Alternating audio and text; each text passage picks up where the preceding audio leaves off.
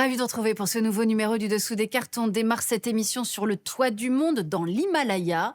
C'est en haute altitude que se joue depuis plusieurs décennies un conflit de frontières entre la Chine et l'Inde. Un conflit frontalier non résolu depuis l'époque où l'Inde appartenait aux Britanniques, lesquels tracèrent sur 3500 km une ligne de contrôle effectif qui provoque encore aujourd'hui régulièrement des heurts et des tensions entre Pékin et New Delhi. Le pays de Xi Jinping, celui de Narendra Modi, deux ambitions de puissance qui s'entrechoquent et qui nous intéressent aujourd'hui. Chine-Inde, un match entre géants, vous allez voir, dans cette partie du globe où s'écrit le monde de demain. Sortons nos cartes. L'Inde et la Chine sont toutes deux situées sur le continent asiatique et partagent une frontière commune, on l'a dit, de près de 3500 km dans la région montagneuse de l'Himalaya. L'Inde a une superficie de 3,3 millions de kilomètres carrés, alors que, regardez, la Chine est presque 3 fois plus étendue. Si les populations des deux pays sont équivalentes, autour de 1,4 milliard d'habitants, la densité de population de la Chine, compte tenu de sa taille, est inférieure, 145 habitants au kilomètre carré contre 424 pour l'Inde. Sauf dans certaines zones où la densité chinoise est plus importante, comme à Macao, 18 000 habitants au kilomètre carré, 6 000 à Hong Kong et 2 800 à Shanghai. Des densités maximales encore plus élevées en Inde, avec 27 000 habitants au kilomètre carré à Mumbai, 11 400 à Bangalore et 11 300 à New Delhi. Mais si les populations des deux géants sont aujourd'hui assez semblables, leurs courbes de croissance vont s'inverser. Voyons comment. La population indienne va continuer à croître et pourrait atteindre 2 milliards d'habitants en 2100 dans les plus hautes estimations, tandis que la population chinoise pourrait baisser jusqu'à 767 millions à la même date. Ces différences de tendance démographique entre les deux pays sont dues à plusieurs facteurs.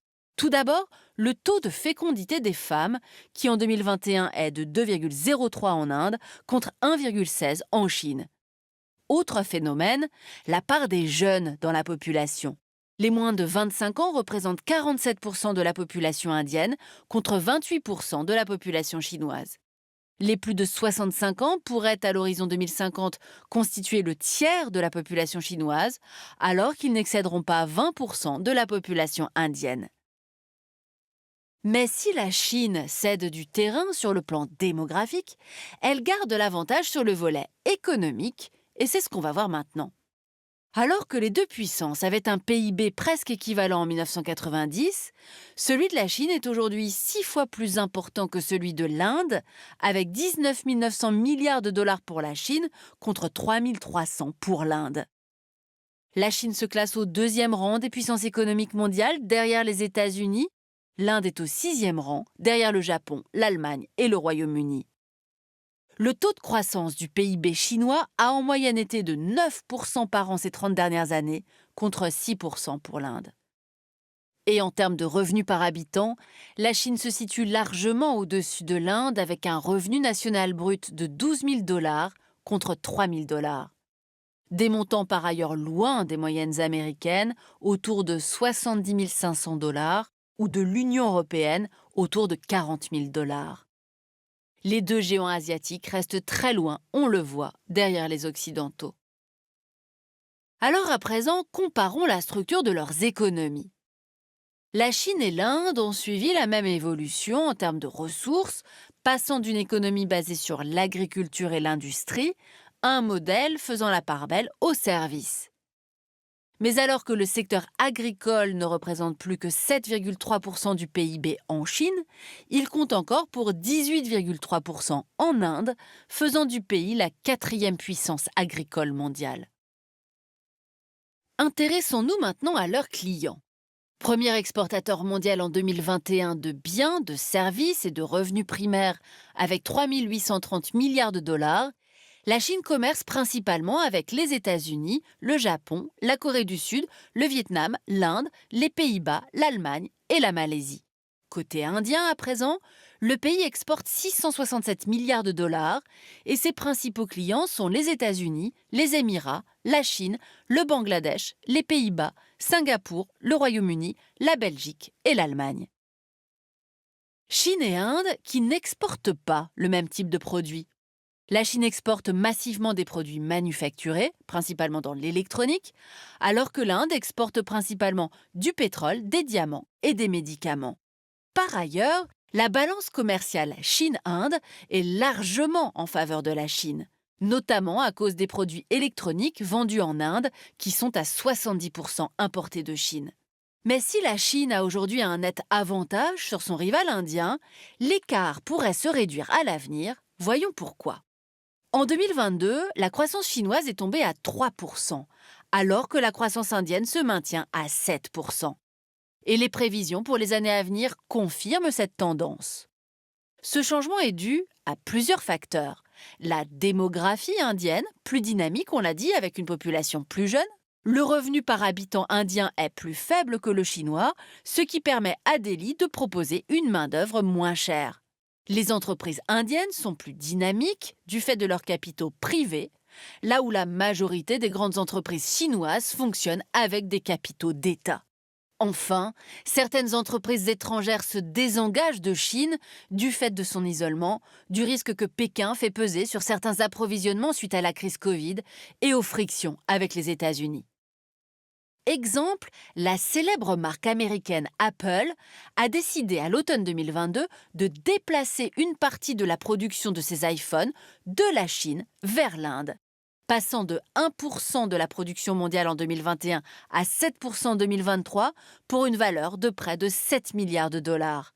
Cette part de la production d'iPhone en Inde qui pourrait augmenter jusqu'à 25% en 2025 et 50% en 2027. Un transfert économique qui est une aubaine pour Narendra Modi, lequel continue de se positionner vis-à-vis de ses clients occidentaux, sans tromper personne, en garant de la démocratie face à un gouvernement chinois autoritaire sous le contrôle absolu de Xi Jinping. Une position que le Premier ministre indien exploite également au niveau géopolitique, et c'est ce qu'on va voir maintenant. Les deux pays contrôlent via leur ZEE une partie des très importantes routes commerciales qui joignent l'océan Indien à l'océan Pacifique. Des routes qui voient transiter 60% du commerce mondial. Pour sécuriser ses importations d'hydrocarbures et ses exportations, la Chine a mis en place une stratégie offensive baptisée collier de perles, qui consiste à implanter des bases chinoises et à contrôler des ports dans des pays amis. Une stratégie qui n'est pas du goût de New Delhi, puisque Pékin prend position dans des pays qui relèvent habituellement de la sphère d'influence indienne, comme les Maldives, le Sri Lanka, le Bangladesh, la Birmanie ou la Thaïlande.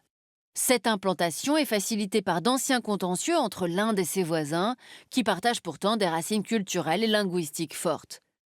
S'ajoutent à ce collier de perles des prises d'intérêt chinois au Pakistan, dans le port de Gwadar, et le long du corridor remontant vers la frontière chinoise et la ville de Kashgar.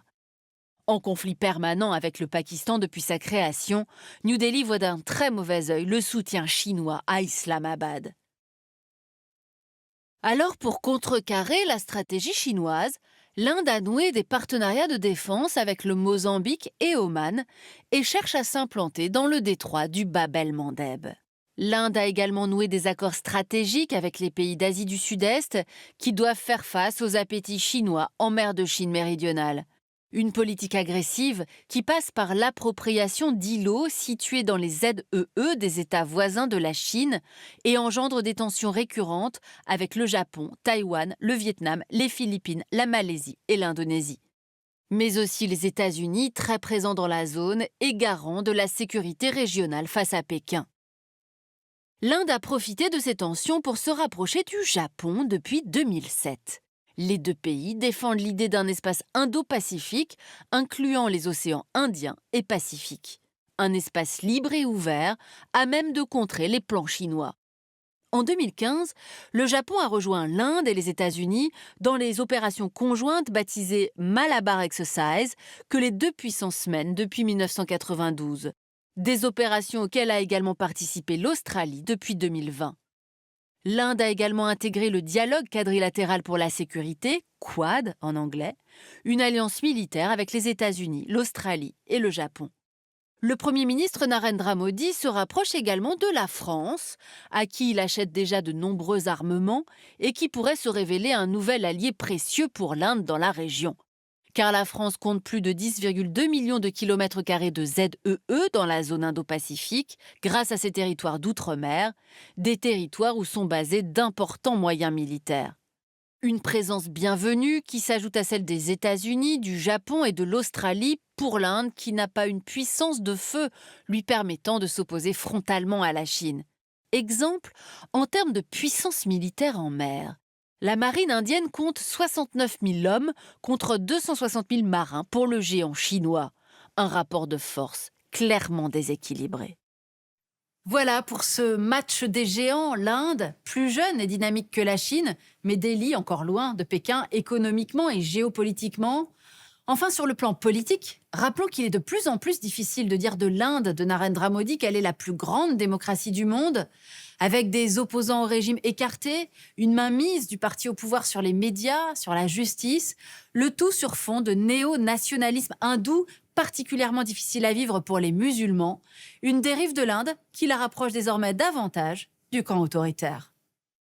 Pour aller plus loin, le livre de Valérie Niquet, La Chine en 100 questions, la puissance et les failles, aux éditions Talendier.